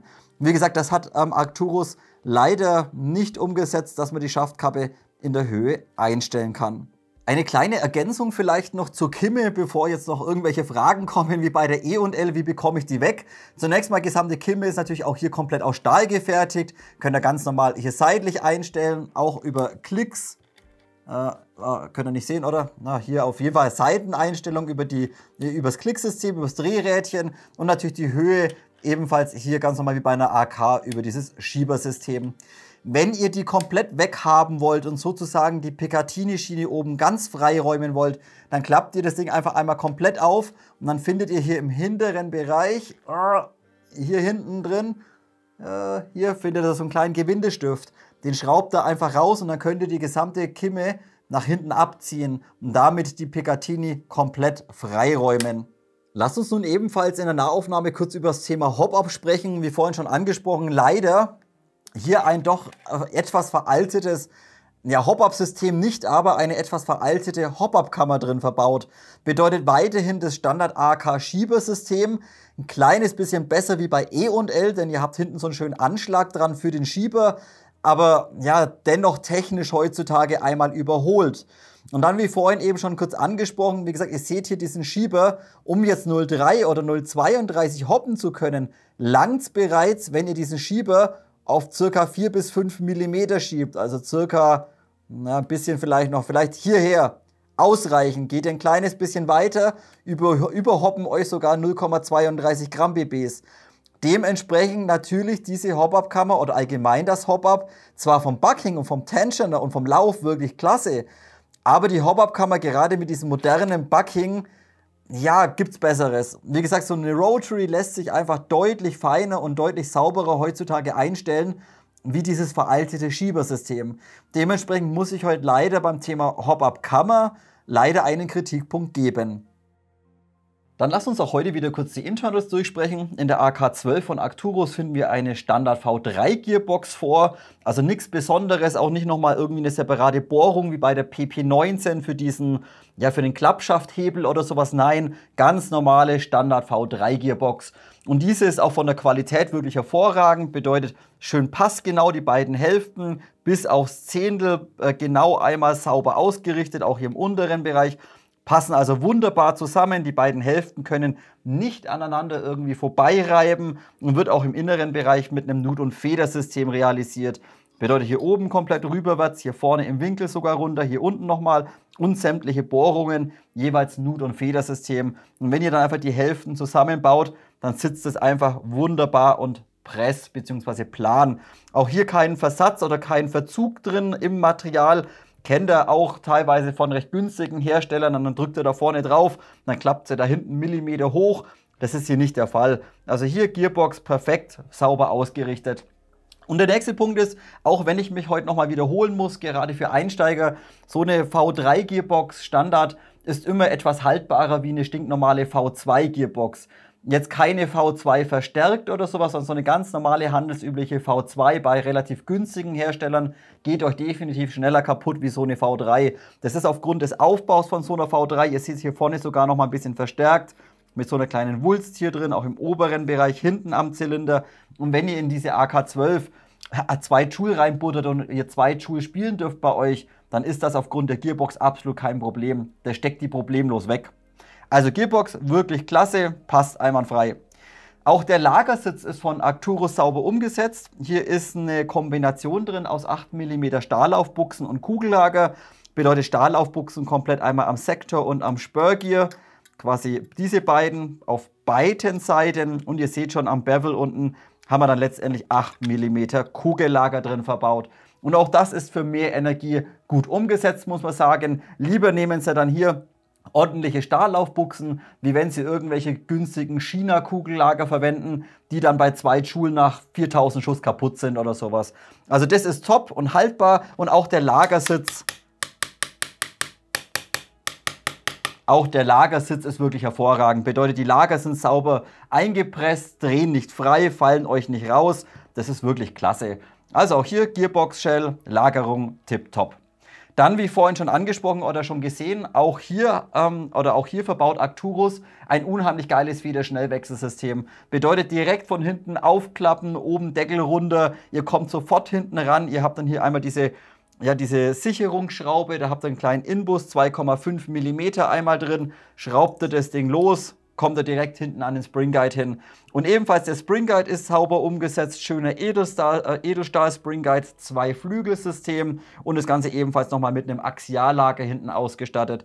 Und wie gesagt, das funktioniert einfach traumhaft, lässt sich wunderbar bedienen und ist einfach mega benutzerfreundlich und haltbar. Also auch hier Thema Federschnellwechselsystem werde ich heute wieder einen Pluspunkt geben, denn es ist einfach von Arcturus mega gut umgesetzt. Das war bei der E&L zum Beispiel nicht ganz so geil, denn da musste man die Gearbox ein bisschen nach oben rausdrücken, damit man hinten an den Spring Guide rangekommen ist. Also hier bei Arcturus etwas besser umgesetzt. Und was man jetzt direkt gleich noch ansprechen kann bei dieser V3 Gearbox, da habe ich jetzt bei dem Paket noch einen Zylinderhead mitbekommen. Der war jetzt zwar nicht extra für dieses Video und nicht extra für die AK, aber hierbei handelt es sich um einen neuen Begadi Pro Pistenhead, auch wieder mit so einem weichen Sorbopad. Und der ist ausgelegt für V3 G36 und UMP Modelle. Warum zeige ich euch den jetzt? Ihr werdet feststellen, bei einer V3 Gearbox habt ihr hier vorne so einen kleinen Versatz drin. Bedeutet, wenn wir einen Standard V2 Zylinderhead hernehmen und diesen hier reinsetzen, dann kommt natürlich die Last nur links und rechts auf diese Flächen drauf. Auch wenn ihr jetzt einen V2 Zylinderhead hernehmt, der hier vorne nochmal so einen O-Ring eingearbeitet hat, dann presst ihr den O-Ring letztendlich nur auf diese seitlichen Flächen drauf und oben nicht. So, und jetzt eben interessant finde ich, dieser neue von Begadi oder dieser V3 ist jetzt zwar für G36 ausgelegt, hat aber hinten dieses schöne große weiche Sorbopad und der passt eben auch mit diesem Versatz hier oben. Bedeutet, hier oben seht ihr, das ist so ein Versatz G36 normalerweise oder UMP, passt aber hier auch zu 100% perfekt in diese Arcturus Gearbox rein. Nur ist der eben jetzt ausgelegt für G36, bedeutet dieser Stutzen ist für eine AK ca. 3 mm zu lang. Nicht, was sich nicht lösen lässt. Wie gesagt, hier standardmäßig lässt sich das nicht verbauen, denn die Nozzle kann nicht komplett bis Anschlag hinterfahren. Also da müssten 3 mm wegbrechen, damit es passt. Ihr versteht mich, oder? Wie gesagt, wollte ich euch mal zeigen, wäre auch hier in einer AK, auch bei E&L AKs, wäre es eine schöne Kombination mit so einem Zylinderhead zum Beispiel. Ob wir uns den mal irgendwie noch anschauen werden, irgendwie in einem G36 oder einer UMP, weiß ich aktuell noch nicht. So, dann können wir gleich weitermachen. Bleiben wir doch direkt gleich mal beim Zylinderset, denn hier gibt es heute ein kleines bisschen mehr drüber zu sprechen. Zylinderhead habt ihr es gerade eben schon gesehen. Es ist ein stinknormaler V2 Zylinderhead drin verbaut aus Polyamid-Kunststoff mit einem eingepressten Edelstahlröhrchen hier. So, und das ist in Ordnung, der ist aus Kunststoff und ja, der dichtet auch wirklich gut ab, denn auch wenn nur ein O-Ring drauf ist, der Durchmesser allein von dem Kunststoff ist schon so dermaßen Press hier einmal drin, dass euch dieser eine O-Ring da locker ausreicht. Also wie gesagt, hier Abdichtung, auch wenn nur ein O-Ring vorhanden ist, sitzt er dennoch hervorragend drin. Und natürlich auch Kunststoff belastet immer die Gearbox ein kleines bisschen weniger, wie wenn der Zylinderhead aus Aluminium ist. Gerade wenn er eben kein weiches Sorbo-Pad hinten eingearbeitet hat. Denn auch hier verwendet Arcturus ja Kunststoff, aber das Sorbo-Pad ist relativ hart und sehr, sehr dünn. Wenn ihr das einfach mal vergleicht, wo habe ich denn das andere Ding jetzt hingelegt? Da hinten liegt er. Und wenn ihr das einfach mal vergleicht bei dem anderen hier zum Beispiel, den wir jetzt gerade angeschaut haben, da habt ihr halt so ein fettes 2 mm weiches Sorbo-Pad hinten drauf. Und hier habt ihr einfach so ein relativ dünnes, hartes Sorbo-Pad einmal drauf. Wie gesagt, es ist in Ordnung, aber wie gerade auch schon angesprochen, der liegt euch letztendlich nur hier auf der Seite auf und nicht hier im oberen Bereich. Könnte man gegebenenfalls irgendwann vielleicht mal durch einen etwas besseren ersetzen. Aber out of the box, da das Ding wunderbar funktioniert und sauber abdichtet, werde ich es nicht irgendwie als kritisch erwähnen im Fazit. So, und jetzt kommen wir eben zu einem etwas interessanten Punkt und was mich heute leider ein kleines bisschen verwirrt. Schaut euch jetzt mal den Zylinder an. Es ist ein Edelstahlzylinder Typ C, bedeutet mit Volumenreduzierung. Wenn wir uns jetzt das Volumen ausrechnen mit dem 13 Zahn Short Stroked Sector Gear, dann kommen wir hier gerade einmal auf 1,6:1. Wir haben hier eine maximale Hublänge eine maximale nutzbare Hublänge vom Loch bis zur Aufprallfläche von 38 mm. Die Lauflänge wiederum beträgt 380, glaube ich, 380 mm mit 6,01 mm Innendurchmesser. Bedeutet 1,6:1 wäre rein theoretisch bereits für 0,3 Gramm BBs eigentlich zu wenig Volumen. Und dennoch, habe ich euch vorhin aber auch schon angesprochen, dennoch steigt die Energie unheimlich stark an mit schweren BBs. Bedeutet, mit einer 140er Feder und 0,2 Gramm im geschlossenen Zustand von diesem Begadi Pistonhead sind wir bei 1,65 Joule. Und wenn ich dann 0,3 reinstopfe, dann bin ich bereits bei 1,8 Joule.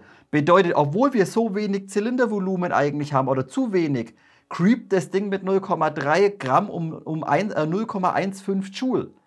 Und das kann ich mir heute nicht erklären, warum. Bedeutet, eigentlich ist das Volumen für 0,3 Gramm nicht wirklich gut geeignet. Bedeutet, da würde ich einen Typ E-Zylinder oder von mir aus einen komplett geschlossenen Zylinder reinballern, damit ich auf, sage ich mal, 2,1 oder 2,2:0 komme.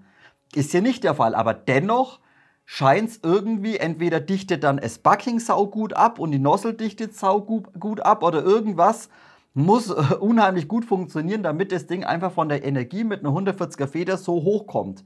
Und wie gesagt, beachten, Short Stroke Gearset, 140er Feder.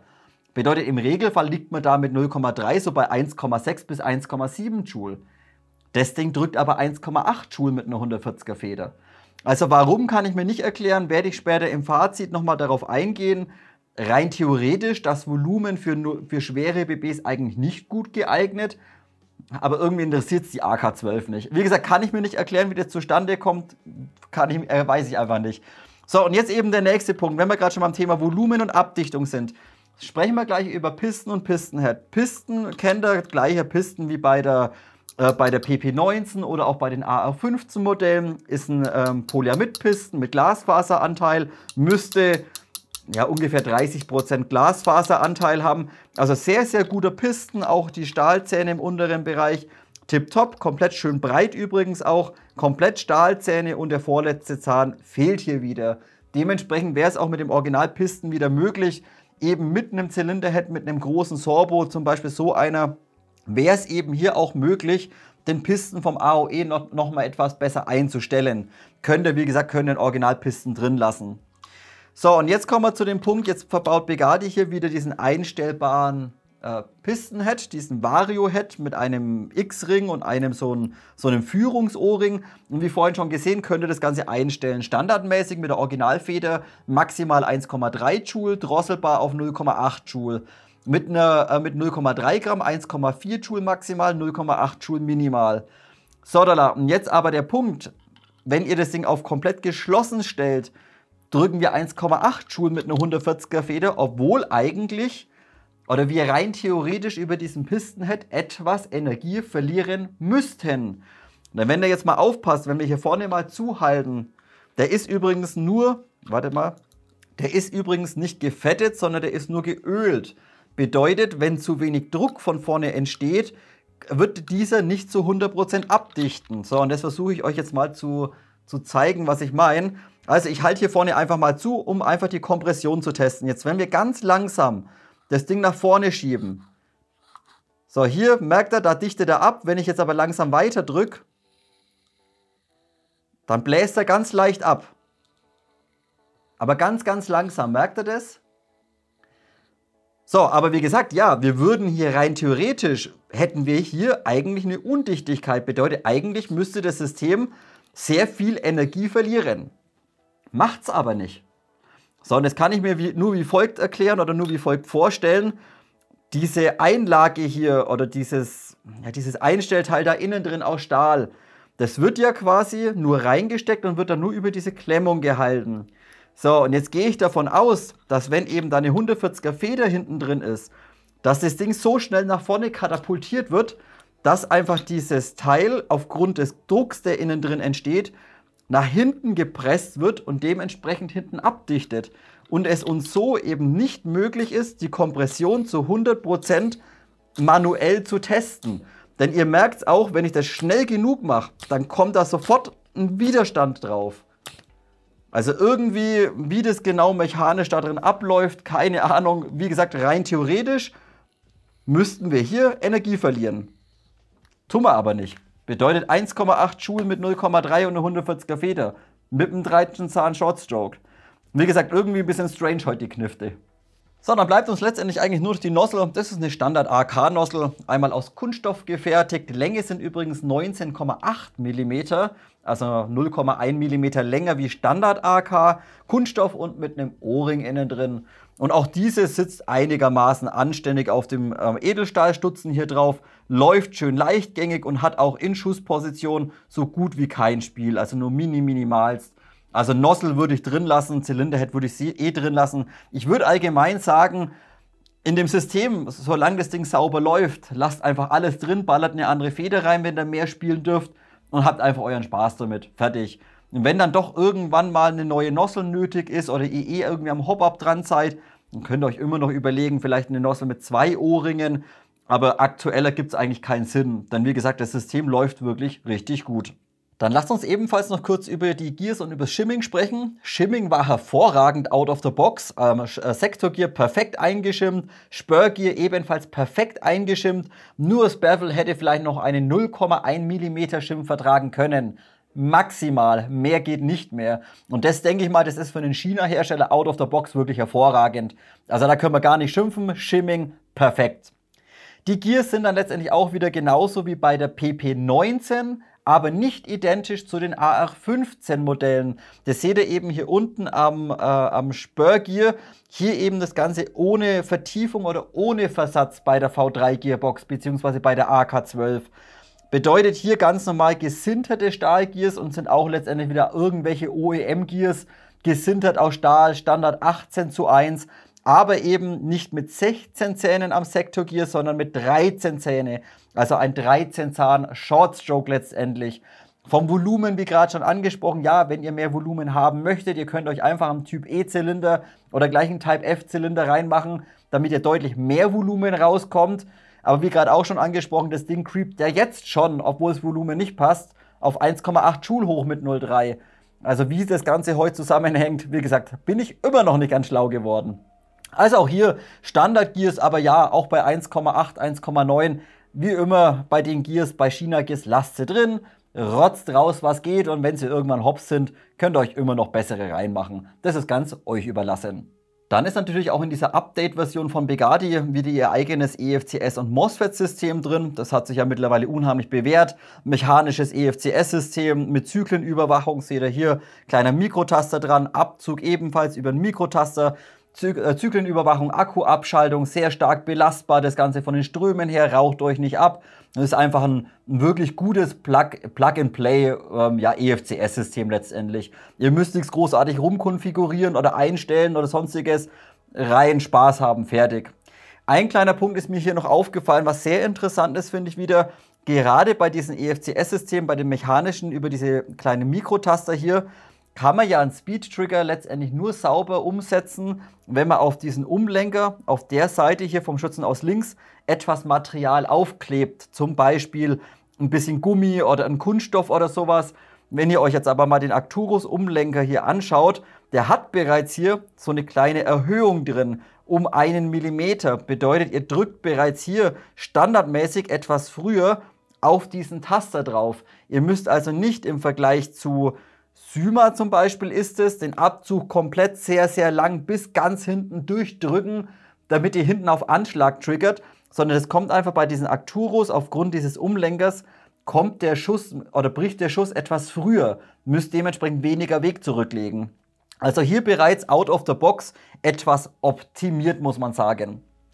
So, und der letzte Punkt ist, wie gerade schon angesprochen, EFCS-System von Begadi drin. Dementsprechend, ihr könnt, das Ding ist bis zu 240 Ampere belastbar, spielt aber heute keine Rolle, denn auch bei der AK12 bauen sie den unheimlich schönen und guten Mamba 19K Motor mit 28 TPA rein. Habe ich euch jetzt schon bei der PP19 angesprochen und auch bei den AR15 Modellen von Arcturus in Bezug auf diese Begadi Update-Serie. Das ist einfach mega, das feiere ich. Das ist ein unheimlich geiler und effizienter Motor und gerade für den Semi-Only-Betrieb in Deutschland meiner Meinung nach der beste Bürstenmotor. Er braucht wenig Ströme, er wird nicht heiß, er zieht wenig Ampere aus dem Akkus. Die Akkus bleiben relativ kühl, auch wenn ihr schnell triggert. Das ist einfach geil und dementsprechend werde ich heute auch wieder beim Thema Motor einen Pluspunkt geben. Denn hier gerade für den deutschen Bereich wirklich super konfiguriert. Man muss hier nicht darauf achten, irgendwie mega viel Drehzahl zu haben, denn wir schießen eh bloß Semi-Only. Und dementsprechend auch von der Zyklenzeit, wenn das Ding jetzt 4 bis 5 Millisekunden langsamer ist im Vergleich zum 30 km, das macht doch einen Bock nicht fett. Dafür verbraucht das Ding einfach deutlich weniger Strom. Also wenn ihr da mehr Infos dazu haben wollt, gerne mal die Motorenvideos von mir anschauen, mal in die Statistik reinschauen, in die Diagramme reinschauen, wo mehrere Motoren damit verglichen sind. Und da liegt der Mamba, der 19K von Begadi, liegt da immer im Bürstenbereich oder Bürstenmotorenbereich sehr, sehr weit vorne. Also auch hier super Motor, out of the box, bereits drin verbaut. Gut Leute, und abschließend fehlt natürlich noch Lauf- und Hop-Up-System und das wird leider ein bisschen umfangreicher, denn hier möchte ich verstärkt auf das Thema Kompatibilität und Problem zur Arcturus Rotary Hop-Up-Kammer eingehen. Wie gesagt, schaut es euch am besten im Detail an, wenn ihr bei einer Arcturus AK die Hop-Up-Kammer eventuell ersetzen oder verbessern möchtet. Fangen wir zunächst mal beim Lauf an. Ist ein ganz normaler Arcturus-Lauf, habe ich bei den letzten Reviews auch als Pluspunkt gegeben. Mega gut, ist ein Stahllauf, jetzt hier bei der AK12 mit 380 mm und einem Innendurchmesser von 6,01 mm. Wie gesagt, hier kein eloxierter Alulauf oder sowas drin wie bei Specna Arms oder kein Standard-Messinglauf wie bei E und C, sondern es ist wirklich ein Stahllauf und der ist auch mega hart beschichtet. Bedeutet auch, wenn ihr da mit dem Schraubendreher, mit der Spitze hier mit Gewalt versucht, irgendwie diese Beschichtung zu zerkratzen, absolut keine Chance. Richtig hart beschichtet. Wie genau, weiß ich jetzt nicht genau. Auf jeden Fall, wie bei den anderen Reviews auch schon angesprochen, wenn ihr da mal die ganzen Rückstände rausputzen wollt, ihr könnt von mir aus so eine kleine Bürste nehmen, ihr könnt da richtig grob zur Sache gehen und das ganze Zeug ordentlich rausputzen. Richtig guter Lauf und werde ich heute auch wieder als Pluspunkt geben. So, Thema Hop-Up-Kammer ist heute leider nicht ganz so geil, denn letztendlich ist in der Arcturus AK12 von Begadi diese doch recht in die Jahre gekommene Schieber-Hop-Up-Kammer drin. Bedeutet, ihr stellt den Hop über diesen Schieber ein, wie vorhin schon mal gesehen. Und das finde ich nicht ganz optimal. Erstens mal lässt sich nicht so fein einstellen wie moderne Hop-Up-Kammern und zum Zweiten verstellen sich diese Hop-Up-Kammern auch mal gern. Gerade wenn man eben stärkere Federn spielt und es kommt einfach viel Vibration auf die Gearbox drauf, welche sich dann wiederum auf die Hop-Up-Kammer überträgt, kann euch auf Dauer dieser Schieber wieder nach vorne rutschen. Also das ist nicht ganz so geil. Und jetzt werdet ihr euch denken, ja gut, dann nehme ich halt diese Rotary Hop-Up-Kammer, die hier von Arcturus. Sprechen wir gleich durch, finde ich auch nicht ganz optimal. Zunächst aber mal, der Hop an sich ist gut, wie gesagt. Das Bucking und der Tensioner sind super. Auch wieder von Bugatti dieses Fly 5 drin. Ist eine Kombination aus einem Maple Leaf Super Macaron und einem TNT Bucking. Bedeutet schöne lange Patchfläche drin mit Stützen links und rechts. Funktioniert einfach tadellos. Und auch die Kombination mit dem Tensioner funktioniert einfach super. Ganz normaler 3 mm abgerundeter Tensioner. Und darüber könnt ihr einfach die Patchfläche richtig schön sauber und gerade nach unten bewegen. Also Bucking Tensioner, super, funktioniert, wie gesagt, funktioniert auch mit schweren BBs wirklich hervorragend. Hop-Up-Kammer ist leider nicht so geil. So, jetzt schauen wir uns zunächst einmal diese Arcturus Hop-Up-Kammer an. Die kennt ihr von der PP19 und die gibt es auch relativ günstig zum Nachkaufen. Ja, wenn ihr das Hop-Up günstig aktualisieren möchtet, dann könnt ihr euch letztendlich nur diese Hop-Up-Kammer kaufen, alles andere könnt ihr einfach reinstopfen. Also Bucking, Tensioner, alles gleich lassen, Lauf gleich lassen, einfach 1:1 ersetzen. So, was mich aber jetzt allerdings ein bisschen stutzig gemacht hat, wir haben im Discord auch schon drüber diskutiert, anscheinend kann es vorkommen, dass sich diese Arcturus Rotary Hop-Up-Kammer verstellt. Auch unter dem PP19 Video hat auch, ja, 2 Leute, glaube ich, waren es auch drunter geschrieben, bei denen verstellt sich die Hop-Up-Kammer. Und das konnte ich mir eigentlich nicht wirklich erklären, denn letztendlich läuft dieses Rädchen, läuft ja letztendlich über den O-Ring. Bedeutet, wenn wir es mal umdrehen, seht ihr hier unten drin, da ist ein O-Ring, der ist trocken, dann wird das Rädchen von oben aufgepresst und hier oben dann letztendlich mit so einem E-Clip oder mit so einem C-Clip einmal befestigt oder eingeklipst. Bedeutet, wenn wir das Rädchen drehen, haben wir eigentlich relativ viel Widerstand auf dem Rädchen drauf. Also rein von der Vibration kann sich das eigentlich nicht von alleine verstellen, meiner Meinung nach. Wie gesagt, es lässt sich vielleicht nicht ganz so geil einstellen und auch die Lösung mit diesem Clip da oben ist vielleicht nicht ganz perfekt, aber es ist eine günstige und gute Hop-Up-Kammer. So, jetzt ein Punkt. Wie kann sich denn jetzt diese Hop-Up-Kammer verstellen? So, da brauche ich jetzt erstmal den Receiver. So, einmal her mit dem Ding, dann setzen wir hier unten mal diesen Abstandshalter rein, damit ich einen richtigen Abstand habe. Bedeutet hier auch einmal festgeschraubt, drehen das Ganze um und setzen ebenfalls einmal die Hop-Up-Kammer mit rein. Hier eben die günstige Rotary. So, und hier zunächst mal der eine Punkt, was euch jetzt vielleicht auffällt. Das Rädchen sitzt sehr weit hinten. Bedeutet, wenn ihr das Ganze aufzieht, kommt ihr nur hier letztendlich ganz im hinteren Bereich an das Rädchen ran und nicht irgendwie hier im vorderen Bereich. Sitzt also sehr weit hinten an der Gearbox dran. So, jetzt aber zurückzukommen zum Problem. Wie kann sich denn jetzt das Rädchen verstellen? So, und meiner Meinung nach ist das Rädchen von Arcturus zu groß vom Durchmesser. Bedeutet, wenn wir uns mal auf der Seite dieses Verschlussblech anschauen oder diesen Fake-Verschluss, geht ja hier hinten einmal diese Stange, diese Federstange hier einmal durch. So, bedeutet, wir haben hier vorne quasi so eine Kante oder so einen Anschlag dran, so einen Versatz. So, und wenn wir uns das mal im Detail anschauen und wir schieben das einfach mal neben die Hop-Up-Kammer, dann werdet ihr feststellen, dass hier einfach zu wenig Platz ist. Bedeutet, wir reiben oder wir schleifen an dem Rädchen ganz leicht vorbei. Bedeutet jedes Mal, es kommt natürlich auch darauf an, wie das Ding oben eingesetzt ist, euer Blech hier oben, euer Gehäusedeckel oder sowas. Bedeutet aber auch, sobald hier das ganze Blech oder diese ganze Führung ein bisschen nach innen reingeht oder ein bisschen sich verdreht, dann stoßt ihr hier gegen das Einstellrädchen dagegen.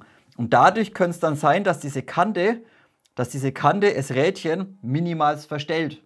Also wie gesagt, das hätte Arcturus vielleicht nochmal um 0,3 mm oder 0,5 mm vom Durchmesser ein kleines bisschen kleiner fertigen können, das Rädchen. Also das passt hier mit dieser Führung hier, passt das leider nicht ganz so gut. Und wie gesagt, es sitzt halt auch extrem weit hinten drin letztendlich im Receiver. Also hier, wie gesagt, das könnte ich mir erklären, dass es hier eventuell aufgrund dieser Kante zu Problemen kommen kann. Dementsprechend wollt ihr einfach günstig bleiben und wollt auf diese Hop-Up-Kammer gehen, ja, dann tut das, aber lasst, wenn ihr es eingestellt habt, lasst diesen Verschluss hier nicht irgendwie schnalzen, sondern dreht ein kleines bisschen weg oder zieht ihn zu euch her und lasst langsam nach vorne kommen, um zu vermeiden, dass hier eben dieses Blech oder das Teil hier halt am Rädchen irgendwie schleift und hängen bleibt. Ansonsten könnte sich der Hop wieder verstellen. So, Alternative natürlich, ich habe es auch in meiner Arcturus drin, ich habe auch in meiner G&G AK12 drin. Einmal diese Nebo von Begadi. Und hier aber aufpassen, die blaue Version. Jetzt werdet ihr euch denken, warum die blaue Version? Die sind ein kleines bisschen unterschiedlich von den Maßen her. Bedeutet Nozzellänge und gerade Gesamtlänge von der HU weicht von der grünen zu der blauen etwas ab. So, das müssen wir hier mal gucken. Da habt ihr hier unten drin habt ihr diese, ja, habt ihr so eingearbeitete, eingepresste kleine Muttern, also Stahlmuttern für die Schrauben. Die müsst ihr ein kleines bisschen auf die Seite drücken. Ansonsten klemmt die HU hier relativ stark. So, drücken wir mal hier rein und drücken wir mal hier rein. Na, komm her. Wartet, wir machen es mal von außen. So, einmal hier und einmal hier rein. So, da, jetzt da. Passt perfekt, sitzt hervorragend drin, auch Löcher passen hervorragend. So, und jetzt schauen wir uns das Ganze eben mal mit der Hop-Up-Kammer auch nochmal an. Bedeutet, wir fädeln die einmal ein, sitzt dann einfach so drin. So, und jetzt aber der Vorteil, dass erstens mal das Rädchen sitzt weiter vorne dran, bedeutet, ihr kommt deutlich leichter hin. Ich würde euch nur wieder empfehlen, dass ihr diese Federführungsstange, die geht hier vorne in den Receiver rein. Das ist unheimlich lang. Bedeutet, cuttet die einfach, sägt sie ab oder dremelt sie weg, circa, ja, vielleicht 5-6 cm einmal weg, damit das Rädchen komplett frei ist. So, und dadurch, das Rädchen ist erstmal kleiner und dadurch habt ihr aber auch kein Problem mit diesem Schieber. Bedeutet, diese Führung oder dieser Schieber, auch wenn die ein bisschen rumwackelt oder sich verdreht, kommt hier nicht an das Einstellrädchen hin. Also hier ein kleines bisschen besser, aber natürlich auch deutlich teurer, muss man sagen. Bedeutet, wollt ihr günstig gehen, kauft die Arcturus. Wollt ihr die beste Hop-Up-Kammer vielleicht für AKs haben, dann nehmt ihr diese blaue. Und wie gesagt, diese blaue passt bei Arcturus wirklich hervorragend, auch in meiner Arcturus schon sehr, sehr lange drin. Und die passt auch wunderbar, obwohl sie eigentlich für E und L ist, passt sie auch wunderbar zur Gearbox. Bedeutet, auch hier könnt ihr das dann später hier oben sauber verschrauben. Ihr seht aufs Zehntel perfekt, auch hier oben perfekt sauber bündig. Auch die Bohrungen links, rechts, alles bündig und passt einfach von den Maßen perfekt. Also wirklich perfekt, obwohl sie eigentlich für E und L ist. Also hier bei Arcturus halten wir fest, günstig. Klar, hier die reinbauen. Wollt ihr was Besseres haben und wollt ihr auch vielleicht ein 7 mm System haben oder whatever, dann geht ihr auf diese blaue Version.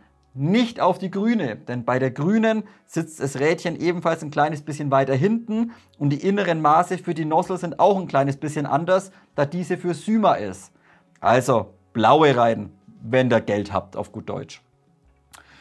Okay, das soll es gewesen sein. Dann baue ich das Ding wieder zusammen und wir sehen uns abschließend zum Fazit. Gut Leute, das soll es gewesen sein. Review Arcturus AK12K in der Begadi Updated Version. Und wie ganz am Anfang angesprochen, möchte ich euch jetzt im Fazit auch nochmal so ein paar kleine Vergleiche bringen. Wo ist jetzt vielleicht G&G besser, wo ist E und L vielleicht ein bisschen besser oder wo kann die Arcturus punkten? Dementsprechend fangen wir beim Fazit zunächst mal bei Punkt Nummer 1 an. Das ist die Verarbeitungsqualität. Und die ist bei Arcturus wirklich super. Würde ich mit G&G einmal gleichstellen.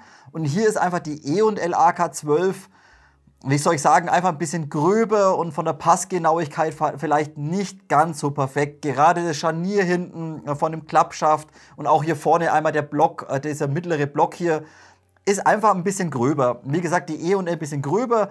Die Arcturus wie auch die G&G sind von der Verarbeitungsqualität und von den Toleranzen ein kleines bisschen enger. Also ein bisschen schöner und ein bisschen smoother von den Teilen einfach. Wo ich aber dann zum Beispiel E und L besser finde, ist zum Beispiel das Finish vom Receiver. Ihr habt da einfach, wie vielleicht im Review gesehen, ein bisschen so diesen metallischen Glanz ein bisschen drin. Man sieht einfach, dass es Stahl ist. Hier ist einfach G&G Arcturus, kommt da nicht ganz ran vom Finish her. Wie gesagt, hier einfach ja, ein bisschen matt schwarz vom Stahl her. Wie gesagt, bei E und L, da glänzt es, da habt ihr so einen metallischen Schimmer einfach drin. Also Finish, wie gesagt, finde ich zum Beispiel E und L ein bisschen besser. So, aber Verarbeitungsqualität, wie gesagt, erster Pluspunkt. So, der zweite Pluspunkt ist dann auch die Materialwahl, was Arcturus getroffen hat. Natürlich, die Knifte ist eine K-Version und dementsprechend 10 cm kürzer, wie zum Beispiel die E und L, die normale AK12 und auch die G&G, die normale AK12.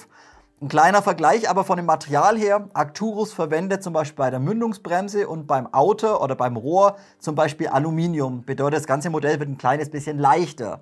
Und dazu ist es auch noch eine K-Version. E&L zum Beispiel verwendet deutlich mehr Stahl. Da ist zum Beispiel auch die Mündungsbremse, wie auch zum Beispiel der Outer komplett aus Stahl, entsprechend sehr schwer zum Beispiel. Und G&G verwendet hier doch relativ viel Aluminium und Zinkguss. Also würde ich so einsortieren, wenn ihr eine komplette Stahl-AK12 haben wollt, dann müsst ihr zu E&L greifen. Wenn ihr mit der Mündungsbremse aus Aluminium und mit dem Rohr aus Alu leben könnt, dann greift ihr definitiv zu Arcturus. Wie gesagt, hier vom Material her ist einfach ein schöner Materialmix, muss ich sagen. Zum größten Teil aber alle relevanten Teile, wie natürlich gesamtes Gehäuse, Gehäusedeckel, sogar vorne Gasabnahme, das ist auch bei Arcturus aus Stahl gefertigt. Also auch hier Material, Pluspunkt, auch Polyamid-Kunststoff, wunderschön umgesetzt, Glasfaseranteil drin, auch hinten vom Schaft, das passt einfach alles. Ist aber auch identisch zu den anderen beiden Herstellern. Aber wie gesagt, Materialwahl gebe ich einen Pluspunkt. Der nächste Pluspunkt ist dann identisch zur G&G-Version, denn auch hier hat Arcturus einfach ein unheimlich geiles Federschnellwechselsystem umgesetzt. Und wie auch am Anfang schon angesprochen, ihr könnt zwar out of the box die Energie mit diesem VarioHead, mit dem Tool einstellen. Das funktioniert alles schön und gut, hätte man aber nicht unbedingt benötigt, denn wir kommen direkt von hinten an die Feder ran. Wenn ihr jetzt aber zum Beispiel mal einen Federtausch macht und seid dann um 0,05 Joule drüber über die Grenze, dann könnt ihr zum Beispiel das Ganze noch fein justieren über die Einstellung von dem VarioHead zum Beispiel. Aber Thema Federschnellwechselsystem, wie gesagt, ist einfach mega geil umgesetzt und hier kann Arcturus und G&G im Vergleich zu E&L doch einmal punkten, muss man sagen. So, dann natürlich nächster Pluspunkt, EFCS MOSFET-System, haben aber letztendlich alle drei Modelle drin.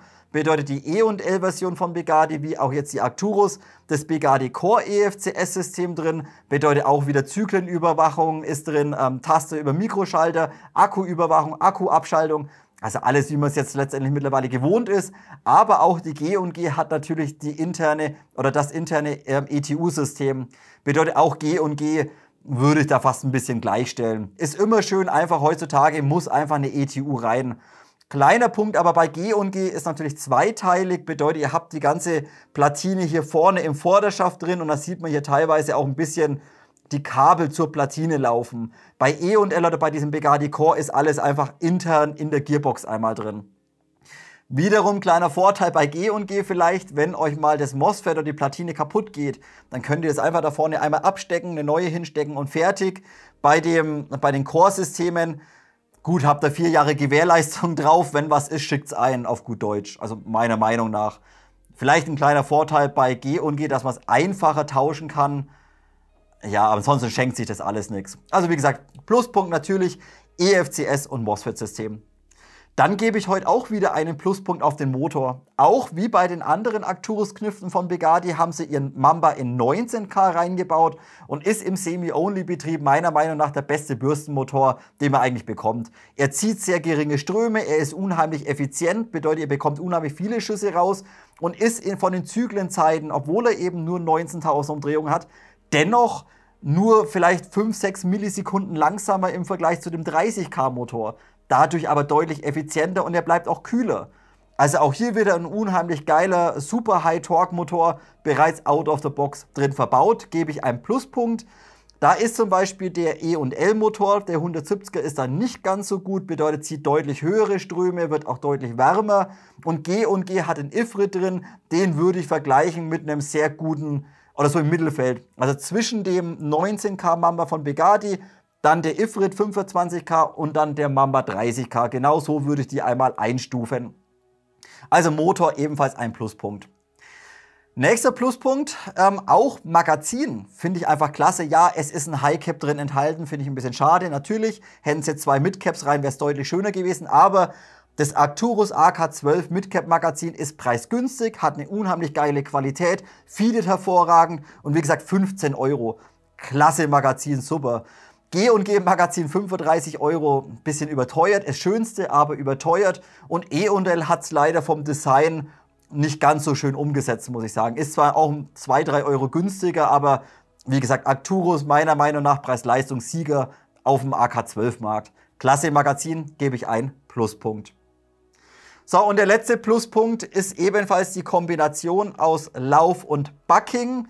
Kommen wir später nochmal drauf zu sprechen, aber zunächst mal auch hier wieder Stahllauf drin verbaut, hart beschichtet, 6,01 mm Innendurchmesser und das Ganze einfach mit einem modernen Hop-Up, Bucking und Tensioner kombiniert. Bugatti Fly Bucking ist drin in 60 Shore und das Ganze eben mit einem 5 mm abgerundeten Flat-Hop Tensioner. Super Sach, funktioniert mit 0,3, 0,2er 30 Gramm, einfach hervorragend. Und der Lauf, den habe ich auch in den letzten Reviews von Arcturus gefeiert und den feiere ich einfach auch heute. Bedeutet, wenn er mal dreckert ist, ja, dann schrubbt das Ding durch, da müsst ihr euch einfach nicht so schnell Gedanken machen, dass im Vergleich zu Messingläufen, dass sie irgendwie schnell kaputt gehen oder Kratzer innen drin bekommen. Also ein unheimlich geiler Lauf drin verbaut. So, Neutralpunkt, Kritikpunkte. So, einen Neutralpunkt, und der ist heute mega strange, finde ich, habe ich euch vorhin auch schon angesprochen. Normalerweise gebe ich jetzt erstmal den Neutralpunkt Volumen. So wie die Knifte out of the box kommt, haben wir hier ein Volumen vom Zylinder zum Lauf von 1,6:1. Bedeutet, rein in der Theorie und wie es auch bei anderen Kniften eigentlich immer der Fall ist, habt ihr für schwere BBs zu wenig Luft in dem Zylinder drin und müsstet diesen rein theoretisch durch einen ersetzen oder austauschen mit mehr Volumen. Ein Typ E oder ein Typ F zum Beispiel. So, aber normalerweise würden diese Systeme bei 1,6:1 mit schweren BBs auch jedes Mal weiter abfallen von der Energie. So, und was ich heute nicht ganz raff, dass das Ding mit einer 140er Feder immer weiter creept. Habt ihr gesehen, 140er Feder, 1,7 Joule mit 0,2, 1,8 Joule mit 0,3 und selbst bei 0,45 Gramm drückt das Ding dann schon 1,9. Bedeutet, die Energie, obwohl das Volumen eigentlich nicht passt, nimmt mit schweren BBs einmal zu. So, und das kann ich mir heute nicht erklären, wie das zustande kommt. Wie gesagt, rein theoretisch dürfte das eigentlich nicht der Fall sein, da das Volumen für schwere BBs rein theoretisch nicht auslangt. Aber es funktioniert dennoch.